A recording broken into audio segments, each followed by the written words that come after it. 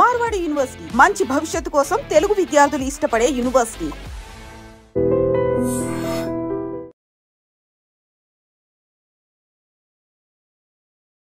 Hi, hello, నమస్తే, welcome back to dream media. ఈ రోజు మనతో ఉన్నారు విశ్వేశ్వర రెడ్డి గారు. ముఖ్యంగా యుఎస్ లో ఉన్న సిచ్యువేషన్స్ గురించి, అక్కడ అప్డేట్స్ గురించి ఒకసారి సార్ అడిగి తెలుసుకుందాం. సార్ అందరికి సుపరిచితులే, సో అక్కడ విషయాలు ఒకసారి తెలుసుకుందాం. నమస్కారం విశ్వేశ్వర రెడ్డి గారు.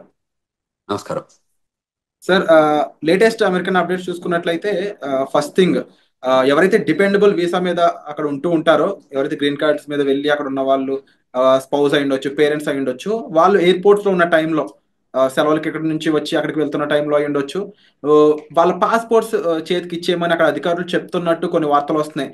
Is it true? ఒకవేళ నిజంగా అక్కడ ఇలా ఇమ్మని అడిగినట్లయితే ఎయిర్పోర్ట్ లో ఏం చేయాలంటారు? ఎక్కడ ఎయిర్పోర్ట్ అంటున్నారు? హైదరాబాద్ ఎయిర్పోర్ట్, అమెరికన్ ఎయిర్పోర్ట్ అంటున్నారు? అమెరికన్ ఎయిర్పోర్ట్ లో తిరిగి వెళ్ళినప్పుడు. మళ్ళీ you can rephrase the question. So ఎవరైతే డిపెండబుల్ వీసా మీద అమెరికాలో ఉంటున్నారో, గ్రీన్ కార్డ్ హోల్డర్, వాళ్ళ స్పౌస్ అయి ఉండొచ్చు, అంటే వాళ్ళ భార్య అయి ఉండొచ్చు, అంటే వాళ్ళ పేరెంట్స్ అయి ఉండొచ్చు, వాళ్ళు ఇండియాకి సెలవుల కోసం వస్తున్నా, వేరే వర్క్ మీద వస్తున్నా సరే, వాళ్ళు అక్కడ ఫ్లైట్ ఎక్కే ముందు అక్కడ ఎయిర్పోర్ట్లోకి ఎంటర్ అయినప్పుడు వాళ్ళ పాస్పోర్ట్స్ తీసుకొని వాళ్ళని హోల్డ్లో పెట్టడం, వాళ్ళకి కొన్ని ఆంక్షలు విధించడం జరుగుతున్నాయి అని చెప్పేసి వార్తలు వస్తున్నాయి. Is it true? లేదు లేదు, కరెక్ట్ కాదు. అంటే రిటర్న్ లో ఇండియాకి వస్తున్నప్పుడు కదా ఇది. ఇండియాకి వచ్చేటప్పుడు ఏం అడగరు. ఇండియాకి వచ్చేటప్పుడు అది బికాజ్ అది హోమ్ కంట్రీ డిపార్చర్ కిందకి వస్తుంది. సో ఇండియన్ పాస్పోర్ట్ హోల్డర్స్ ఇండియాకి వెళ్ళాలనుకున్నప్పుడు ఎప్పుడైనా వెళ్ళొచ్చు. అక్కడ అమెరికాకి జీరో ఆబ్జెక్షన్ ఉంటుంది. అప్పుడు ఇండియా లోపలికి రావటప్పుడు ఇండియా వెరిఫై చేసుకుంటుంది వీళ్ళకి ప్రాపర్ పాస్పోర్ట్ ఉందా లేదా, వీళ్ళకి ప్రాపర్ ఇండియాకి వచ్చే ఎలిజిబిలిటీ డాక్యుమెంట్స్ ఉన్నాయి. అంటే ఎప్పుడైనా ఇమిగ్రేషన్ లాలో ఎలా ఉంటుందంటే, ఎవరు ఏ కంట్రీకి వెళ్తున్నారో ఆ కంట్రీ డాక్యుమెంట్స్ చూస్తారు తప్ప హోమ్ కంట్రీకి, అంటే where we born, birth place లో ఉన్న మనకి ఏదైతే పాస్పోర్ట్ ఉంటుందో వాళ్ళు ఎప్పుడు కూడా హోమ్ కంట్రీ వెరిఫికేషన్ ఉండదు. ఓకే. ఇన్ కేస్ ఇండియా నుంచి అమెరికా వస్తున్నప్పుడు అమెరికాలో అక్కడ దిగుతారు కదా, అప్పుడు పరిస్థితి ఏంటి? అప్పుడు ఏంటంటే, అప్పుడు అమెరికా అంటే అసలు యాక్చువల్ గా ఇండియాలో హైదరాబాద్ లోనే ఎయిర్పోర్ట్ లో మనం టికెట్ తీసుకునే ముందు ఏం చేస్తుంటారంటే, వాళ్ళు టిపికల్ గా మనకి ఎందుకు వెళ్తున్నారు అడుగుతారు. అంటే నేను వర్క్ చేస్తున్నాను అనుకోండి, వర్క్ వీసా చూపించమంటారు. నేను ఆమె పర్మనెంట్ రెసిడెంట్ అంటే గ్రీన్ కార్డ్ చూపించమంటారు. ఆమె సిటిజన్ అంటే వాళ్ళు యుఎస్ పాస్పోర్ట్ అడుగుతారు. అంటే టిపికల్ గా మనకి బోర్డింగ్ పాస్ ఇచ్చే ముందే ఈ మూడు వెరిఫికేషన్ చేసుకుంటారు వాళ్ళు.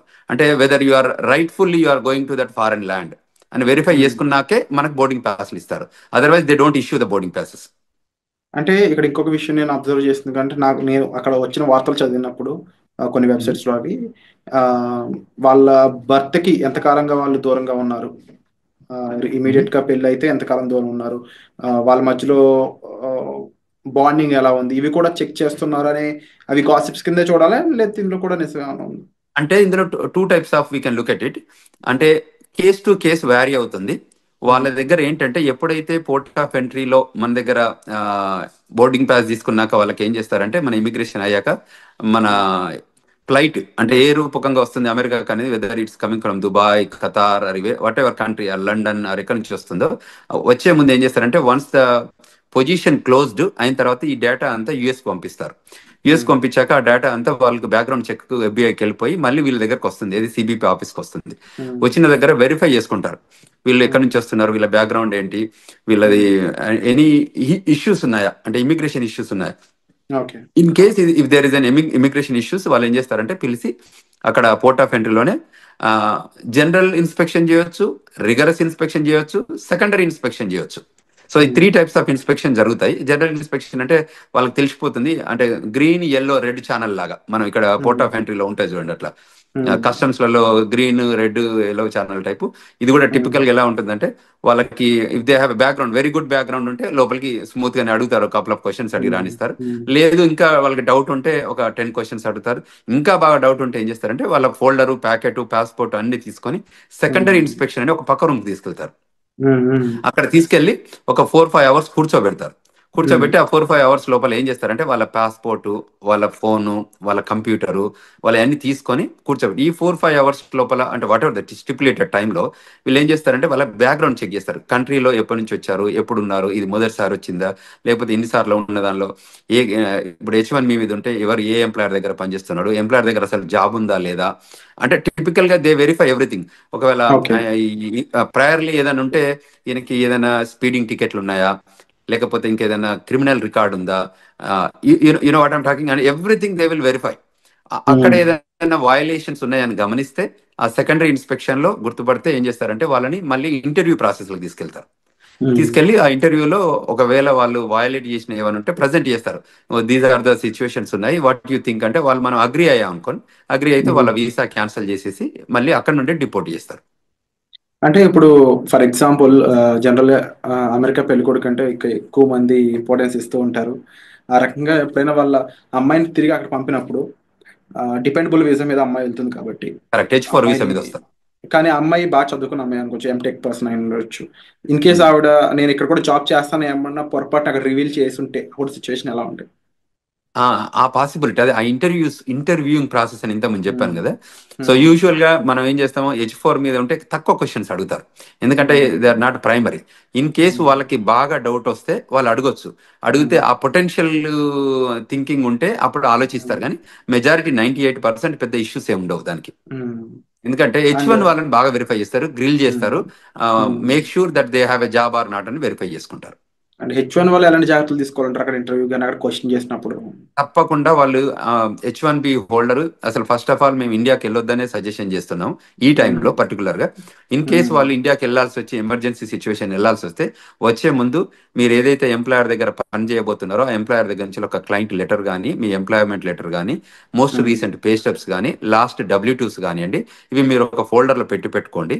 వాళ్ళు వచ్చి అడిగినప్పుడు మీరు ఫేర్ గా చూపించేటట్టు, అంటే పాస్ట్ 2-3 ఏళ్ల నుంచి ఆ కంపెనీతో పనిచేసి ఉంటే వాళ్ళ కంపెనీ W2s కానివ్వండి, మోస్ట్ రీసెంట్ గా మనం ఇయర్లో పే స్టబ్స్ ఉంటాయి, ఎవ్రీ మంత్ కానీ 15 days కానీ పే స్టబ్స్ ఉంటాయి, అవి హోల్డ్ చేయడం కానీ, తర్వాత ట్యాక్స్ రిటర్న్స్ కానీ ఏవైతే ఉంటాయో అది కూడా, తర్వాత ఏదైతే క్లయింట్ లొకేషన్లో పనిచేస్తున్నారో వాళ్ళ బ్యాడ్జ్ ఉంటుంది, ఆ కంపెనీ బ్యాడ్జ్ ఉంటుంది కదా, ఆ బ్యాడ్జింగ్ కూడా పెట్టుకొని ఉంటే జాగ్రత్తలు ఉంటే వాళ్ళు ఏ క్వశ్చన్స్ అడిగినా మనం 1 by 1 మనం ప్రజెంట్ చేయగలిగితే ఏమవుతుంది అంటే వాళ్ళకి కూడా కాన్ఫిడెన్స్ వస్తుంది.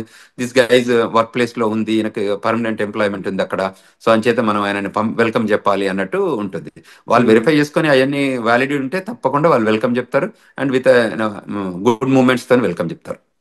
అండ్ సార్, ఎలాంటి సినారియోలో అయినా ఇన్ కేస్ అక్కడ ఆఫీసర్స్ అంటే ఇక్కడ పర్సన్ ని పాస్పోర్ట్ హ్యాండ్ ఓవర్ చేయమనే సిచ్యువేషన్ వస్తుందంటారా? ఎలాంటి సిచ్యువేషన్ లో రావచ్చు వస్తే? ఇప్పుడు సెకండరీ ఇన్స్పెక్షన్కి వెళ్ళినప్పుడు మనం తప్పకుండా పాస్పోర్ట్ హ్యాండ్ ఓవర్ చేయాల్సి వస్తుంది. ఓకే. సెకండరీ ఇప్పుడు మనం ఏదైతే ప్రైమరీ ఇన్స్పెక్షన్ అంటే ప్రతి దానికి వాళ్ళు పాస్పోర్ట్ తీసుకుంటారు, పాస్పోర్ట్ స్కాన్ చేస్తారు, వాళ్ళ దగ్గర కంప్యూటర్ ఉంటుంది కదా. ఇప్పుడు you are an Indian, you are coming on F1 visa, so passport తీసుకుంటారు, ఫింగర్ ప్రింటింగ్ తీసుకుంటారు, తర్వాత ఐరిష్ చెక్ చేస్తారు, పిక్చర్ తీస్తారు, ఫింగర్ ప్రింటింగ్ టోటల్ 10 fingers అంటే 2 hands పెట్టి 10 fingers చెక్ చేసుకున్న తర్వాత ఇంటర్వ్యూ క్వశ్చన్స్ ఉండి దాని తర్వాతనే పంపిస్తారు. ఈ పాస్పోర్ట్ అందులో స్కాన్ చేస్తేనే అప్పుడు వాళ్ళకి డీటెయిల్స్ అన్ని వస్తాయి కదా. So 100% they collect the passport. Only thing ఏంటంటే గ్రీన్ లాగా ఉంటే మళ్ళీ they will hand over everything, passport ఇచ్చేసి నో వెల్కమ్ టు అమెరికా అని చెప్పేసి పంపించేస్తారు. సో అది H1B ఏదంటే వాళ్ళ ఎంప్లాయ్మెంట్ ఉందా లేదా వెరిఫై చేసుకొని ఆ క్వశ్చన్స్ అడుగుతారు, ఎక్కడ పని చేస్తున్నారు, ఏంటి, ఏ జాబ్ చేస్తున్నారు, ప్రోగ్రామ్ అనలిస్టా ఏంటి అంటే డేటా అనలిస్టా, దోస్ కైండ్ ఆఫ్ క్వశ్చన్స్ అన్నట్టు. సో క్లయింట్ లొకేషన్ లో జాబ్ ఉందా వెరిఫై చేసుకొని, మీ ఎంప్లాయర్ తో టచ్ లో ఉన్నావా, అంటే దీస్ ఆర్ ద కొన్ని కామన్ మినిమం క్వశ్చన్స్ ఉంటాయి కదా. ఆ మినిమం క్వశ్చన్స్ అడిగాక మళ్ళీ దే హ్యాండ్ ఓవర్, లోపలికి వెళ్ళాక ఫస్ట్ పాస్పోర్ట్ తీసుకొని క్వశ్చన్స్ అడిగాక మళ్ళీ పాస్పోర్ట్ హ్యాండ్ ఓవర్ చేస్తారు. సో పాస్పోర్ట్ తీసుకోవడం అనేది ఒక common practice. Only American citizens అయి ఉండి వాళ్ళకి గ్లోబల్ ఎంట్రీ ఉంటే తప్ప వీళ్ళని యూజువల్ గా గ్లోబల్ ఎంట్రీ ఉన్న వాళ్ళకి ఎలా ఉంటుందంటే వాళ్ళకి ఐరిష్ తో టెస్ట్ చేస్తారు, వాళ్ళకి ఇండిపెండెంట్ గా వాళ్ళే స్కాన్ చేసుకోవచ్చు, వాళ్ళే పిక్చర్ దిగొచ్చు. ఇప్పుడు యాప్ కూడా వచ్చింది, గ్లోబల్ ఎంట్రీ యాప్. సో అందులోనే వాళ్ళు ఫోటోలు తీసుకొని సబ్మిట్ చేస్తారు, ఆఫీసర్ సిబిపి ఆఫీసర్ వెరిఫై చేసుకొని ఎవ్రీథింగ్ గుడ్ ఉందంటే వాళ్ళు ఈవెన్ పాస్పోర్ట్ కూడా అడగరు, యూ కెన్ గో అని చెప్పేస్తారు. ఎందుకంటే వాళ్ళకి బ్యాక్గ్రౌండ్ చెక్లు, వ్యాలిడేషన్ అంతా జరుగుతుంది కాబట్టి. అండ్ అలాగే ఇంకా లేటెస్ట్ అప్డేట్ ఇంకోటి చూసుకున్నట్లయితే సెంట్రల్ యూనివర్సిటీ ఆఫ్ మిచిగన్ లో ఒక చైనీస్ స్టూడెంట్ తను సోషల్ మీడియాలో కొంచెం యాక్టివ్ ఉండడం, అది కూడా అమెరికాకి ఆపోజిట్ గా తను చేసిన రెస్పాన్స్ అనేది తను డిపార్ట్ చేసే విధంగా మారింది. ఇప్పుడు జస్ట్ 6 months స్టడీ లెఫ్ట్ ఉందంట తనకి. 2016లో తను వెళ్ళాడంట స్టడీస్ కోసం. అలాంటి సిచ్యువేషన్స్ లో ముఖ్యంగా సోషల్ మీడియాలో మనం అంటే రియాక్ట్ అయ్యే విధానం కానీ, ఆఖరికి ఒక పోస్ట్ యుఎస్ కి ఆపోజిట్ గా ఉండే ఒక పోస్ట్ ని మనం లైక్ చేసినా కూడా అది మన మీద కాస్త తీవ్ర ప్రభావం చూపిస్తుందని చెప్పేసి వస్తున్నాయి వార్తలు. ఈ పరంగా ఇండియన్ స్టూడెంట్స్ ఎవరైనా ఎఫెక్ట్ అయ్యే ఛాన్స్ ఉందా? అసలు అక్కడ స్టూడెంట్స్ ఎలాంటి జాగ్రత్తలు తీసుకోవాలంటారు? Correct, very good question Virat. టిపికల్గా ఏంటంటే మనకు ఈ ఇక్కడ కంట్రీలో మనం non immigrant aliens, we are here for a short term, అంటే టర్మ్ బేస్డ్ వస్తున్నాం మనం ఈ కంట్రీలోకి. అది F1 అయితే 2 to 5 years, H1 అయితే 3 to 6 years, and permanent residence అయితే యూ హ్యావ్ రెసిడెన్సీ రిక్వైర్మెంట్ ఉంది కాబట్టి అది ఫాలో అయితే ఇస్తారు. సో ఎక్కడైతే నాన్ ఇమిగ్రెంట్ ఏలియన్స్ ఉంటారో వాళ్ళకి ఈ స్పెషల్గా ఈ రూల్స్ అని అప్లై అయ్యేది. ఎందుకంటే మనం కంట్రీ లాయాలిటీ చూపిస్తే తప్ప మనం కంట్రీ లోపలికి రానివ్వరు. సో కంట్రీకి అగనెస్ట్గా చేసే యాక్టివిటీస్ ఏదైనా సోషల్ మీడియా రూపకంగా కానీ వాళ్ళకి ఎక్కడైనా అబ్జర్వ్ చేసి ఉంటే వాళ్ళు వెరిఫై చేసుకుంటారు. వెరిఫై చేసుకొని క్వశ్చన్ చేస్తారు. ఎక్కడైనా ఎవిడెన్స్ దొరికితే తప్పకుండా వాళ్ళు క్వశ్చన్ చేస్తారు, ఈజ్ దట్ యూ అని చెక్ చేసుకొని వాళ్ళు డిపోర్టేషన్ ప్రొసీడింగ్ చేస్తారు. ఇప్పుడు ఈ ట్రంప్ అడ్మినిస్ట్రేషన్ సెకండ్ టర్మ్ వచ్చాక ఏంటంటే చాలా ఎగ్జిక్యూటివ్ ఆర్డర్స్ తీసుకున్నారు. అందులో some of the executive orders వాళ్ళకి అవుట్ రైట్ సిబిపి ఆఫీసర్కి అథారిటీ ఇస్తుంది డిపోర్టేషన్ చేయడానికి. సో అందులో ఏ సిచ్యువేషన్ ఎరైజ్ అయినా, ఏ రకమైన ఇష్యూస్ వచ్చినా, ఏ రకమైన లాయాలిటీ ఇన్ స్టేక్లో ఉన్నా, అంటే ఆ లాయాలిటీ ప్రూవ్ చేయలేకపోయినా వాళ్ళకి every right to send them back, period. There is no second to it. అంటే ఇప్పుడు స్టూడెంట్స్ అనేవాళ్ళు already campus outside jobs చేయకూడదని కొన్ని రూల్స్ ఉన్నాయి. సో ఇప్పుడున్న టైంలో స్టూడెంట్స్ అనేవాళ్ళు ముఖ్యంగా తీసుకోవాల్సిన టాప్ 3 జాగ్రత్తలు అంటే ఏం చెప్తారు? అంటే టిపికల్గా వీళ్ళు ఏం చేయొచ్చు అంటే ఏదైతే స్టూడెంట్గా మనం ఫోకస్గా ఏదైతే ఎడ్యుకేషన్ కోసం మనం వచ్చామో దాని మీదనే స్ట్రిక్ట్ ఉండి ఆ లైన్లోనే మనం పనిచేసుకోగలిగితే ఏ ఇష్యూ లేదండి. విత్ ఇన్ ద 2 years లోపల ఎడ్యుకేషన్ కంప్లీట్ చేసి 3 yearsలో ఓపీటీసీ అంటే regular OPT and stem OPT తీసుకొని పనిచేసుకోగలిగితే దెర్ ఇస్ నో ఇష్యూ. ఎప్పుడైతే మనం ఇమిగ్రేషన్ నేషనాలిటీ యాక్ట్ వయలేషన్స్ ఏదైనా చేస్తే ఆ వయలేషన్స్ ఐడెంటిఫై అయితే తప్ప వాళ్ళు వెల్కమ్ చెప్తారు. ఇట్ ఈస్ అ కంటిన్యూస్గా కంట్రీ నీడెడ్ స్టూడెంట్స్. అందువల్ల ఎప్పుడు కూడా వాళ్ళని అంటే డిపోర్ట్ చేయడం అనేది ప్రైమరీ ఏం పెట్టుకోరు. టిపికల్గా ఏంటంటే వాళ్ళు రావాలి, కష్టపడి చదువుకోవాలి, కంట్రీకి వాళ్ళ కాంట్రిబ్యూషన్ కావాలనే కోరుకుంటుంది అమెరికా. సో అందులో ఎమినెన్సీ ఎఫెక్టివ్గా స్కిల్ ఉన్న వాళ్ళందరినీ కూడా కంట్రీ ఎప్పుడు లూజ్ చేసుకోదు. ఎప్పుడైనా స్కిల్ లేబర్ కానివ్వండి, స్కిల్ నాలెడ్జ్ ఉన్న వాళ్ళు కానివ్వండి, ఎడ్యుకేషన్లో కానీ ఎంప్లాయ్మెంట్ కానీ ఎక్స్ట్రాడినరీ ఎబిలిటీ మనం పెర్ఫామ్ చేస్తే అమెరికా ఎప్పుడు కూడా వెళ్ళగొట్టదు. ఎప్పుడు వెళ్ళగొడుతుంది? Any backgrounds, negative background, criminal background, financial background issues ఉన్నప్పుడు, అటువంటి ఇష్యూస్ వాళ్ళు అబ్జర్వ్ చేసినప్పుడు వాళ్ళు క్లియర్గా చెప్తారు, you are violating this so and so sections 1, 2, 3, so based on this sections you are deportable case అని చెప్పి డిపోర్ట్ చేస్తున్నారు. సో అందువల్ల మన వాళ్ళకి ఏం చెప్తానంటే ఇది స్టూడెంట్స్ కానీ అదేవిధంగా స్టూడెంట్ పేరెంట్స్ కూడా గైడ్ చేస్తున్నాం. ఎందుకంటే ఇప్పుడున్న కరెంట్ జనరేషన్లో, కరెంట్ సిచ్యువేషన్లో, జనరేషన్ మీన్స్ ఏంటంటే ఇది డిజిటల్ ఏజ్ జనరేషన్. అంతకుముందు ఏంది first generation, second generation type, ఇప్పుడు డిజిటల్ ఏజ్ జనరేషన్ వచ్చింది. సో మీరు ఏది చేసినా అక్కడ ట్రాక్ అవుతుంది. సో మనం అందులో తప్పించుకోవడానికి ఛాన్స్ లేదు. కాబట్టి మనం ముందే జాగ్రత్త పడి మిస్టేక్స్ చేయకుండా ప్రాపర్ గైడెన్స్ తీసుకొని, ఇప్పుడు మాలాగా సీనియర్స్ ఉన్న వాళ్ళు కాకుండా ఇక్కడ ఏదైనా ఇమిగ్రేషన్ లా ఫార్మ్స్ ఉన్నా కూడా రైట్ఫుల్ గైడెన్స్ తీసుకొని వాళ్ళు చేసే ప్రతి యాక్షన్లో కూడా బిఫోర్ దే యాక్ట్ ఈ గైడెన్స్ తీసుకొని ముందుకెళ్ళగలిగితే that is the best option to do. ఇంకేదన్నా వాళ్ళకి గైడెన్స్ కావాలన్నా ఈ రూపకంగా మన వీడియోస్ చూడడం రూపకంగా ఐ డ్రీమ్స్లో ఈ రకరకాల వీడియోస్ మనం ప్రొడ్యూస్ చేస్తున్నాం కదా, వాటిలలో చూసి వెరిఫికేషన్ చేసుకొని ఇంకేదైనా క్వశ్చన్స్ ఉంటే they can approach us. We are here to help them students, we are here to help them skilled labour H1B వాళ్ళు కానీ, ఈవెన్ గ్రీన్ కార్డ్ హోల్డర్స్ కానీ సెవరల్ కన్ఫ్యూజన్స్ వస్తున్నాయి. ఎందుకంటే ఎవ్రీడే ఒక ఎగ్జిక్యూటివ్ ఆర్డర్ లాగా ఇమిగ్రేషన్ లా వస్తున్నాయి కాబట్టి వాళ్ళకి ఆ గైడెన్స్ కావాలి. సో ఆ గైడెన్స్ తీసుకొని వాళ్ళు యాక్ట్ చేయగలిగితే వాళ్ళు సేఫర్ హ్యాండ్స్లో ఉంటారు అనేది మనం ఇక్కడ తీసుకోవాల్సిన జాగ్రత్తలు తీసుకోవాలి. అలాగే విశ్వేశ్వర్ గారు, ముఖ్యంగా H1B వీసాకు సంబంధించి చాలా చేంజెస్ రాబోతున్నాయి. ఎలిజిబిలిటీ క్రైటీరియాలో కూడా చేంజెస్ రాబోతున్నాయని తెలుస్తూ ఉంది. ఇన్కేస్ చేంజెస్ అనేవి చేసినట్లయితే ఎలాంటి విషయాల్లో చేంజెస్ చేసే అవకాశం అనేది ఉంటుందంటారు? అంటే there are number of things. America ఏం చేస్తుందంటే every time they will revive and define new things. అంటే ప్రయర్గా జరుగుతున్న ఇష్యూస్ కానీ అడ్రస్ చేసుకుంటూ వాళ్ళకి ఎవ్రీ మంత్ ఒక మీటింగ్ జరుపుకుంటారు. ఆ మంత్ మీటింగ్లో అనాలిసిస్ చేస్తారు, ఏదైనా ఇష్యూస్ ఉన్నాయా, కన్సర్న్స్ ఉన్నాయా, ఏమన్నా మన కంట్రీ ఇంపాక్ట్ ఏదైనా అవుతుందా, దీనివల్ల బెనిఫిట్ అవుందా ఈ ప్రోగ్రామ్ని ఏమైనా చేంజ్ చేయాలా. అంటే ఇది డిపార్ట్మెంట్ ఆఫ్ లేబర్ ప్రోగ్రామే కానివ్వండి, ఇది డిపార్ట్మెంట్ ఆఫ్ స్టేట్ ప్రోగ్రామ్ కానివ్వండి, ఇది USCIS ప్రోగ్రామ్ కానీ, ఏ ప్రోగ్రామ్స్ అయినా కూడా వాళ్ళు డిఫైన్ చేసుకుంటారు. అది ఎడ్యుకేషన్, డిపార్ట్మెంట్ ఆఫ్ ఎడ్యుకేషన్ అంటే గవర్నమెంట్లో ఏ ప్రోగ్రామ్ ఉన్నా కూడా ఆ ప్రోగ్రామ్ మీద అనాలిసిస్ చేసుకుంటారు. ఇది కంట్రీ ఇంట్రెస్ట్లో పనిచేస్తుందా, కంట్రీకి ఏమైనా బెనిఫిట్ అవుతుందా, how we can redefine and the best process and best possible opportunity to grow this country అని చూస్తారు. అందులో ఏమైనా మనకి కన్సర్న్స్ ఉన్నాయనుకుంటే వాటిని కరెక్ట్ చేస్తారు. ఆ కన్సర్న్ కరెక్ట్ చేసే ప్రాసెస్లోనే వాళ్ళు ఈ చేంజెస్ తీసుకొస్తారు. అందులో ఇప్పుడు ఎంప్లాయ్మెంట్ ఇష్యూస్ ఉన్నాయనుకోండి, ఆ ఎంప్లాయ్మెంట్ దానిలో చేంజ్ చేస్తారు, ఓపీటీలో చేంజ్ చేస్తారు. ఒకప్పుడు వాళ్ళకి లేని ఓపీటీ క్రియేట్ చేశారు, ఓపీటీ తర్వాత 36 months ఇచ్చారు. సో అమెరికా ఇప్పుడు ఏంటంటే వాళ్ళకి స్కిల్డ్ లేబర్ కావాలి.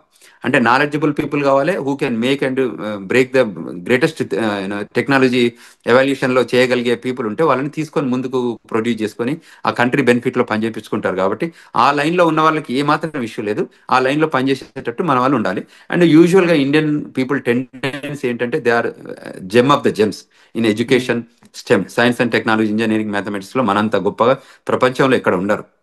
సో ఆ స్కిల్ని మనం ప్రాపర్గా ఎగ్జిబిట్ చేయగలిగితే, ఆఫీసర్ ముందు కానివ్వండి, ఇంటర్వ్యూవర్ ముందు కానివ్వండి, గవర్నమెంట్ ముందు కానీ చేయగలిగితే మనకు ఇట్స్ రెడ్ కార్పెట్ వెల్కమ్ ఉంటుంది. అది గుర్తించితే మనం తప్పకుండా ముందుకు ఎదగడానికి ఆస్కారం ఉంటుంది. Wonderful sir. And episode close చేసే ముందు ఒక మాట స్టూడెంట్స్ కానీ లేకపోతే అక్కడ ఎంప్లాయీస్ కానీ డిపెండబుల్ వీసా మీద ఉన్న వాళ్ళకి ఓవరాల్గా వీరందరికీ మీరు చెప్పే మాట ఏంటి? ఏదైనా ఇప్పుడున్న కొత్త ట్రెండ్స్ మనకి ఎవ్రీ టైం జరుగుతున్నాయి కాబట్టి ఏంటంటే న్యూ ఎగ్జిక్యూటివ్ ఆర్డర్స్ వస్తున్నాయి కాబట్టి, ఇప్పటికే వచ్చినాయి కాకుండా ఫ్యూచర్ కూడా రాబోతున్నాయి కాబట్టి, సో మీరు వెల్ ఇన్ఫార్మ్డ్గా ఉండాలి, అందరితో కనెక్ట్ ఉండాలి. సో మనకు తెలిసిందే కరెక్ట్ అని అనుకోవద్దు. సో తప్పకుండా you take good guidance from non profit organisations కానీ మమ్మల్ని అప్రోచ్ అయితే మేము వీఆర్ దేర్, మేము చెప్తున్నాం. గ్లోబల్ తెలంగాణ ద్వారా కూడా వాళ్ళకి ఈమెయిల్ రూపకంగా కానీ ఫోన్ రూపకంగా కానీ మేము ఫోన్ నెంబర్స్ కూడా ఇచ్చాము. సో అమెరికాలో ఉన్నాం కాబట్టి అదేవిధంగా మనకి ఏదైనా law firm, immigration law firm guidance కానివ్వండి, సజెషన్స్ కానివ్వండి తీసుకోవాలి. ఇవాళ మేము yesterday organised global Telangana association ద్వారా ఒక సెమినార్ ఆర్గనైజ్ చేశాము, వెబినార్ ఆర్గనైజ్ చేశాము. బ్రహ్మాండంగా ఒక 1000 మంది జాయిన్ అయ్యారు. 1000 మంది స్టూడెంట్స్ రూపకంగా ఇమిగ్రేషన్ రిక్వైర్మెంట్ ఏమున్నా కూడా ఇప్పుడు కరెంట్ లో జరుగుతున్న ఇమిగ్రేషన్ ట్రెండ్స్ పైన ఏవేవైతే ఇష్యూస్ ఉన్నాయో వాటిపైన మేము ఆర్గనైజ్డ్ విత్ సీనియర్ ఇమిగ్రేషన్ అటార్నీతోని కాన్ఫరెన్స్ కాల్ ఆర్గనైజ్ చేస్తే there are number of peoples join అయ్యారు. వాళ్ళ క్వశ్చన్స్ ఒక 2.5 గంటల కాన్ఫరెన్స్ కాల్ జరిగింది. అంటే అంతసేపు క్వశ్చన్స్ అడిగారు వాళ్ళంతా. So it is very informable. అట్లా ముందుకు వచ్చి తెలుసుకోగలిగితే that is the greatest thing.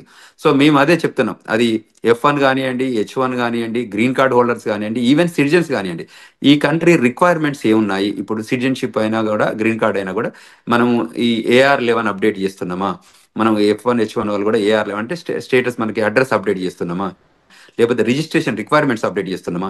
మనం ఈ కంట్రీలోకి వచ్చాం కాబట్టి మనం ఈ కంట్రీ నామ్స్ అంటే లా ఆఫ్ ద ల్యాండ్ ఎలా ఇమిగ్రేషన్స్ ఉన్నాయో, ఇమిగ్రేషన్ నేషనల్ యాక్ట్ రూల్స్ ఏది ఉన్నాయో మనకు తెలిస్తే ఫాలో అయిదాం, తెలియకపోతే తెలుసుకొని ఫాలో అయిదాం. Bottom line we need to follow the rules. So if you follow the rules there is no issue. This country is the best country to live and this the best country to welcoming. And the country people కూడా చాలా బాగుంటారు. మనం కూడా grow కావడానికి opportunity ఉంటుంది. మన పిల్లలకు కూడా చాలా కంఫర్టబుల్గా సెటిల్ అవుతారు. సో అక్కడ ఉన్న చదువుకున్న స్టూడెంట్స్ అయి ఉండొచ్చు, వర్క్ చేసే వాళ్ళు అయి ఉండొచ్చు, ఎవరు కూడా ఇన్సెక్యూరిటీస్ ఏం పెట్టుకోకుండా ప్రాపర్గా ప్రొఫెషనల్స్ని కలిసి మీ డౌట్స్ అనేవి సాల్వ్ చేసుకోగలిగినట్లయితే మీరు ఒక సేఫ్ అండ్ సెక్యూర్ లైఫ్ అక్కడ లీవ్ చేయొచ్చండి. దాంతోపాటుగా అంతగా మిమ్మల్ని ఇబ్బంది పెట్టే విషయం అయితే మాత్రం తప్పకుండా ఇమీడియట్లీ మీరు ఒక ప్రొఫెషనల్ కానీ ఎంబసీ సైడ్ పీపుల్ కానీ లేకపోతే అక్కడ లా ఫీమ్ సంబంధించిన పర్సన్స్ అయి ఉండొచ్చు, లేకపోతే మన విశ్వేశ్వరరావు గారు లాంటి ప్రొఫెషనల్స్ మీరు కలిసినట్లయితే కాస్త జాగ్రత్తలతో పాటుగా మీకు కాస్త గైడెన్స్ ఇచ్చే ఛాన్సెస్ అనేవి దొరుకుతాయి. సో తప్పకుండా మీరు తీసుకునే ఇనిషియేషన్స్ అనేవి చాలా గ్రేట్ విశ్వేశ్వర్ గారు. తప్పకుండా మీరు కండక్ట్ చేసే వెబినార్స్ అయి ఉండొచ్చు, లేకపోతే ఇలా ఇంటర్వ్యూస్ రూపంలో అయి ఉండొచ్చు, చాలా ఇన్ఫర్మేషన్ని చాలా మందికి అందిస్తూ ఉన్నారు. So we are thankful and thank you so much for great information. మరిన్ని అప్డేట్స్ పై త్వరలోనే మరొక ఇంటర్వ్యూతో మీ ముందుకు వస్తాం. Thank you so much.